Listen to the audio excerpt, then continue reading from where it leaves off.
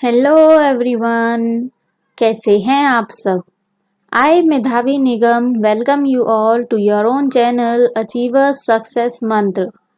In our last session, we have discussed the important question answers as well as the NCERT question answers from your Unit 4 Entrepreneurial Skills second. So today we are going to discuss the NCERT as well as the important questions from your Unit 5, that is Green Skills second. I hope पिछले बार जो हमने question answers discuss किए थे they must have proved benefitable for you, and in this session whatever question answers we will discuss they will also prove fruitful for you in your exams preparations. तो चलिए आज का session शुरू करते हैं, in which we have the first question from your multiple choice questions. जैसा कि आपको आपके नए पैटर्न के अकॉर्डिंग पता ही होगा कि आपका पहले जो को पार्ट होने वाला है पार्ट ए, उसमें आपको एमसीक्यूज आएंगे और सेकंड पार्ट जो कि है पार्ट बी, उसमें आपके सब्जेक्टिव टाइप क्वेश्चंस रहेंगे. तो चलिए देखते हैं कि इस यूनिट में से कौन से इंपॉर्टेंट मल्टीपल चॉइस क्वेश्चंस आपके बनते हैं. The first question is how many sustainable development goals are given by United Nations. United Nations के द्वारा कितने सस्टेनेबल डेवलपमेंट गोल्स दिए गए हैं. 18, 17, 15, 20. तो जो नंबर ऑफ सस्टेनेबल गोल्स हमें दिए गए हैं they are your option B 17. Question 2, choose the option which defines sustainable development. आपको वो ऑप्शन चूज करना है जो कि सस्टेनेबल डेवलपमेंट को डिफाइन करता है. A, taking care of future generations.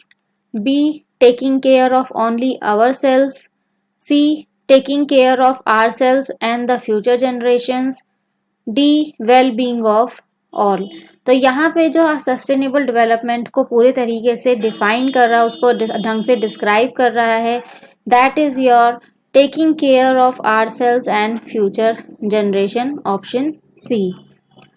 Question 3, Which organization has made the sustainable development goals? किस ऑर्गेनाइजेशन ने ये सस्टेनेबल डेवलपमेंट गोल्स बनाए हैं. A, United Nations. B, League of Nations. C, UNICEF. D, World Health Organization. तो ये जो आपके goals बनाए गए हैं they all are being made by United Nations, option A. Question 4, Which of the following sources of energy is from a renewable source? इनमें से कौन सा सोर्स ऑफ एनर्जी एक रिन्यूएबल सोर्स में से बनाया जाता है या एक रिन्यूएबल सोर्स है. A, solar energy. B, wood. C, coals. D, petrol. तो इसमें से जो भी आपको एक रिन्यूएबल सोर्स ऑफ एनर्जी से मिलता है that is your option A, solar energy. Question 5, choose the option which is not a sustainable goal according to United Nations. In options में से कौन सा एक ऐसा गोल दिया गया है जो कि यूनाइटेड नेशंस के द्वारा दिए गए गोल्स में से एक नहीं है. A, clean water and sanitation. B, gender equality. C, population. D, reduced inequalities. तो that is your option C, population. Population के बारे में कोई भी गोल नहीं दिया गया है यूनाइटेड नेशंस की तरफ से. Question 6, what is sustainable development. Sustainable development क्या है. A, the development that meets the needs of the present. वो डेवलपमेंट जो कि आज की जरूरतों को पूरा करती है without compromising the ability of future generations to meet their own needs. बिना किस चीज के कि उसे फ्यूचर जनरेशंस की जरूरतों को भी कॉम्प्रोमाइज नहीं करना पड़ता और वो आज की जरूरतों को भी पूरा कर पाती है. B, conservation of buildings and dams. Buildings और डैम्स को कंजर्व करके रखना. C, use of natural resources. D, all the above. तो सस्टेनेबल डेवलपमेंट के अंदर हमारे ये तीनों ही ऑप्शन आते हैं ए, बी, सी. तो यहाँ पे जो हमारा करेक्ट ऑप्शन है that is option D, all the above. Question 7, consider the following statements related to sustainability. यहाँ पे आपको जो स्टेटमेंट्स दी गई हैं ये सारी की सारी आपकी सस्टेनेबिलिटी से जुड़ी हुई हैं। First, it refers to a process or state that can be maintained इंडेफिनिटली।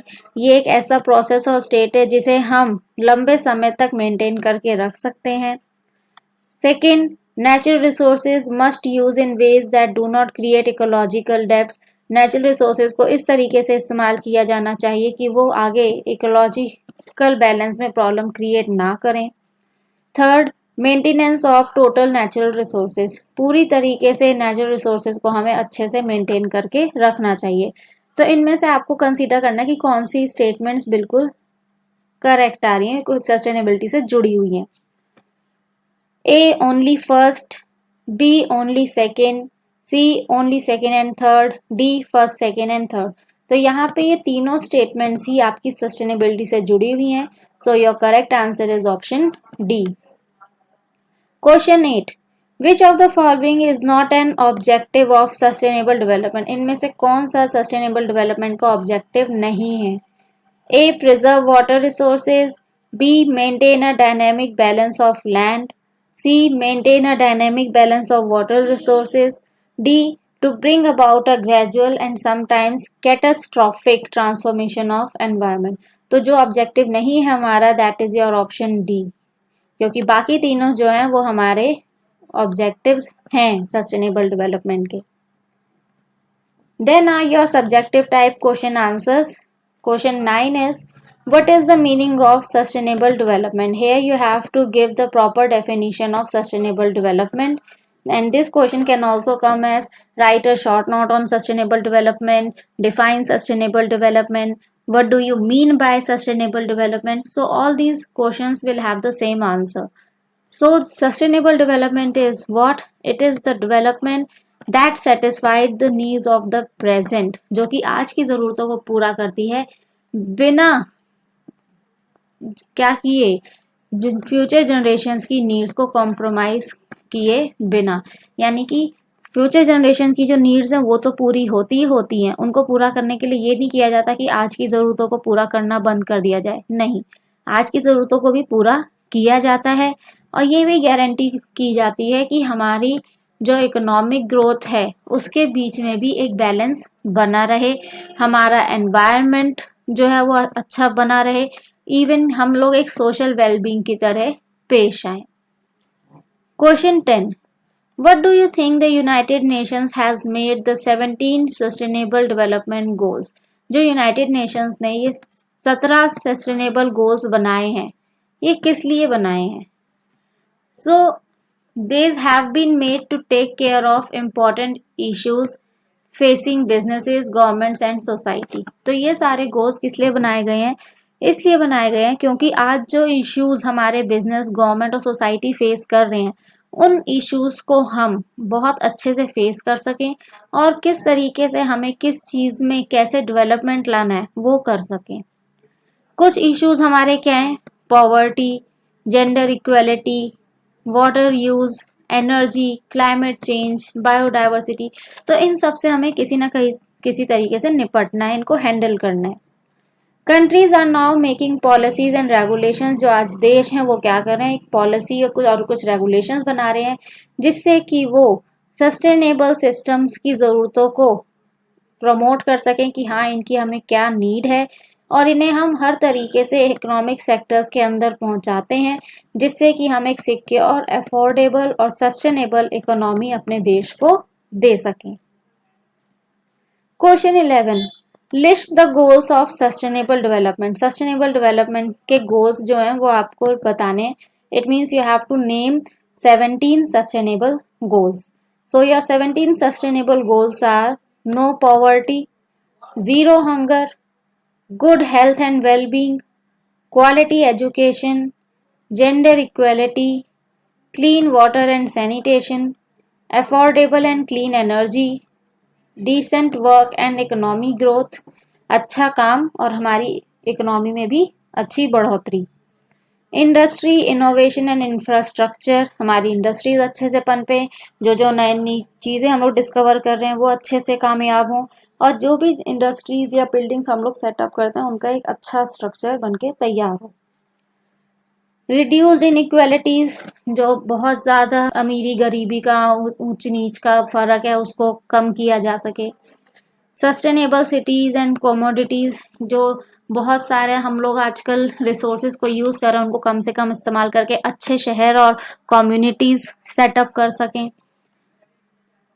Responsible consumption and production, अच्छे से किसी चीज़ को कंज्यूम कर सकें और प्रोड्यूस कर सकें। Climate action, life below water, life on land, इन दोनों को बचा के रख सकें। Peace, justice and strong institutions, partnerships for the goals. तो ये कुछ ऐसे गोल्स हैं जो आज हमें फॉलो करने हैं so that we can provide a proper sustained environment to our country as well as to the people. Question 12. List some ways in which we can use resources sensibly. कुछ ऐसे तरीके आपको बताने हैं जिसके जरिए आप रिसोर्सेज को एक अच्छे तरीके से इस्तेमाल कर सकते हैं। और the question can come as how can we become responsible consumers and producers. हम किस तरीके से एक रिस्पॉन्सिबल कंज्यूमर और प्रोड्यूसर बन सकते हैं। So some of the ways in which you can use the resources sensibly or you can become a responsible consumer and producer are: use cloth or jute bags to carry fruits, vegetables and other things from the market. जब भी आप market जाते हैं तो अपने साथ एक cloth bag या जूट से बने हुए बैग्स लेके जाइए जिससे कि आप उसमें अपना सामान कैरी कर सकें।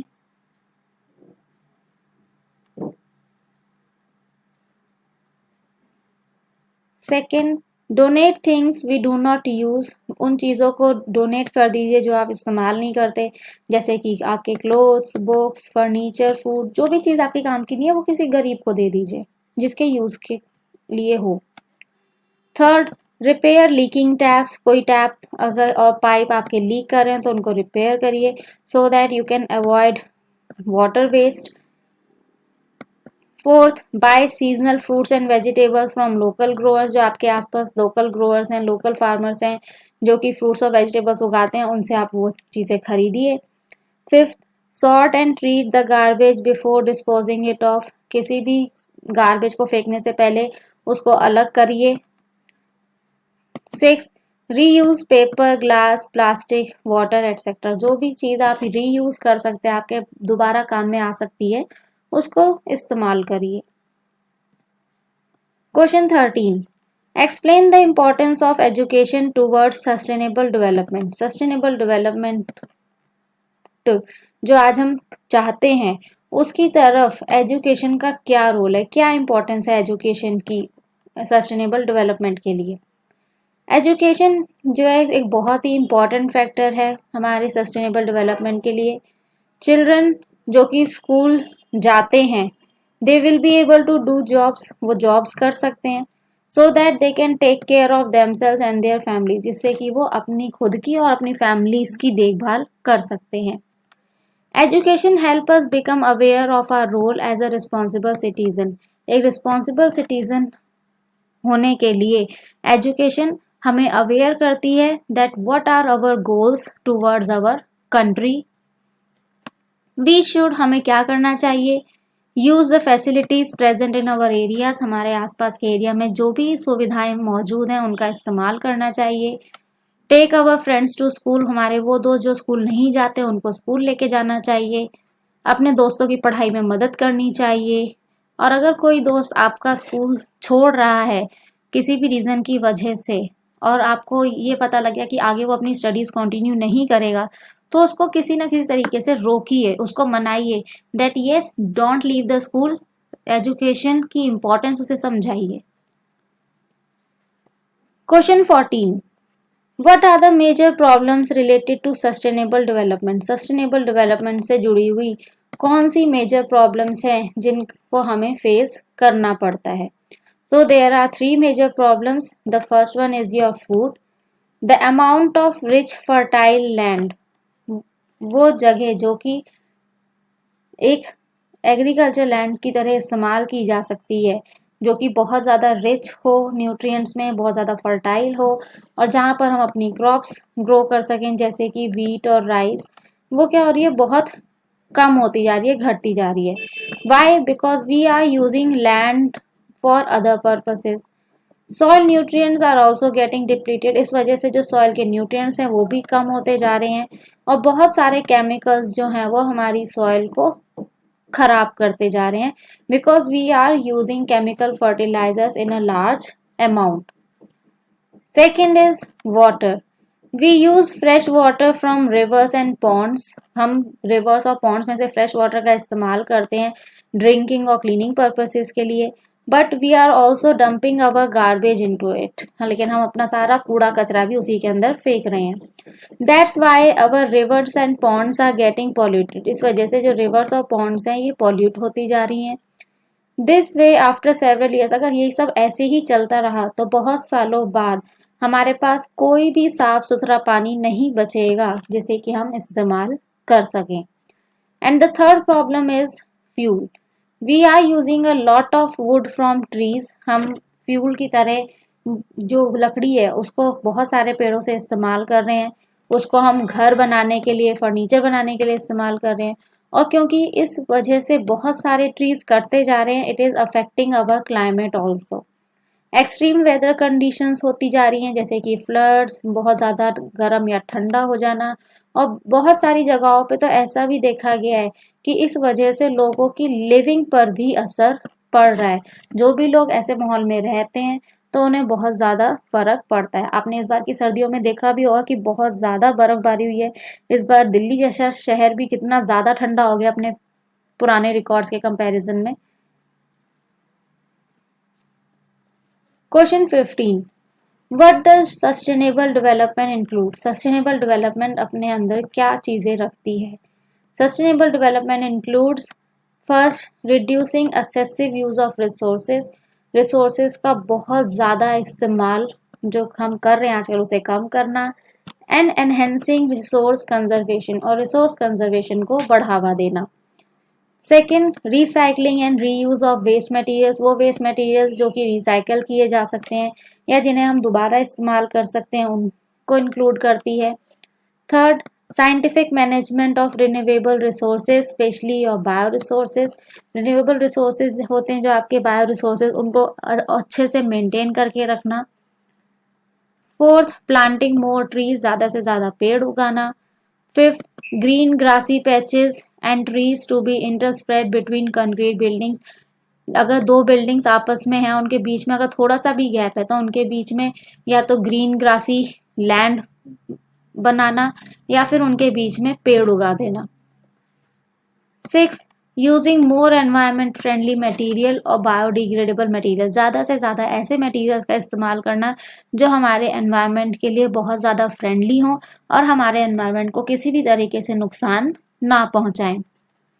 सेवेंथ, यूज ऑफ टेक्नोलॉजीज जो कि एनवायरमेंट फ्रेंडली हों and they are also based on efficient use of resources, और जो हमारे रिसोर्सेज को भी सही तरीके से इस्तेमाल कर सकें।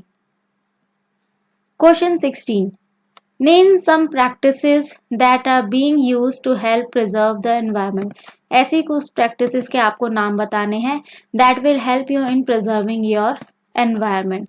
So some of the practices are organic farming, vermi composting and rain water harvesting. ये सब टर्म्स के बारे में आपको पता होगा क्योंकि ये सारी टर्म्स हम अपनी बहुत छोटी क्लासेस में पढ़ चुके हैं। Question 17, define sustainable development goals. अब आपको सस्टेनेबल डेवलपमेंट गोल्स को डिफाइन करना है। सस्टेनेबल डेवलपमेंट अलग है और सस्टेनेबल डेवलपमेंट गोल्स अलग है। In short they are known as SDGs.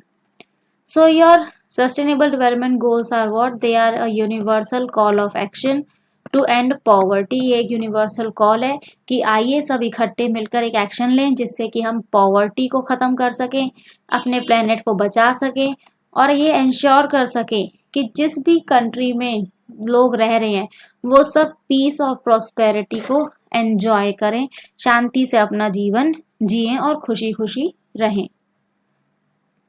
Question 18. Write about any one initiative taken by a person for sustainable development. कोई भी एक ऐसे इनिशिएटिव के बारे में आपको लिखना है जो किसी पर्सन के द्वारा लिया गया हो सस्टेनेबल डेवलपमेंट के लिए। So in your book they have mentioned two, but here I have mentioned only one as they are asking only for one initiative. तो वो इनिशिएटिव क्या है? जब मैंगलोर की म्यूनिसिपल कॉरपोरेशन ने प्लास्टिक्स बैन कर दिए थे, तब एक इनोवेटर और एंटरप्रेन्योर थे मिस्टर अवस्थ हेज, जिन्होंने इको फ्रेंडली अल्टरनेटिव ढूंढा था. What he did, he made a 100% biodegradable bag. उन्होंने एक ऐसा बैग बनाया जो कि पूरी तरीके से बायोडिग्रेडेबल था और वो आसानी से गर्म पानी में डिजोल्व हो सकता था और हमारे नेचुरल एनवायरनमेंट में डिकम्पोज हो सकता था. This is now being use in many countries. अब ये जो बैग है ये बहुत सारे देशों में इस्तेमाल किया जा रहा है and it is helping our environment a lot. और ये हमारे एनवायरमेंट को भी बहुत मदद कर रहा है.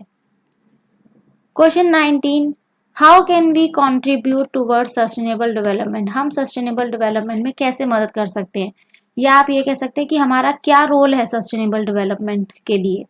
सो we can contribute by providing quality education. हम क्वालिटी एजुकेशन प्रोवाइड कर सकते हैं लोगों को.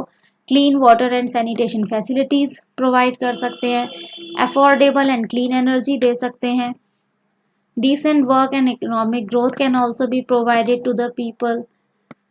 We can even reduce inequalities, sustainable cities and commodities, and we can do this by using natural resources properly. And when we are not using any resource, तो उस resources को या sources को हम switch off करके रख दें. Responsible consumers या प्रोड्यूसर्स बनकर हम ये काम कर सकते हैं. And we can even protect the life that is below water and on land.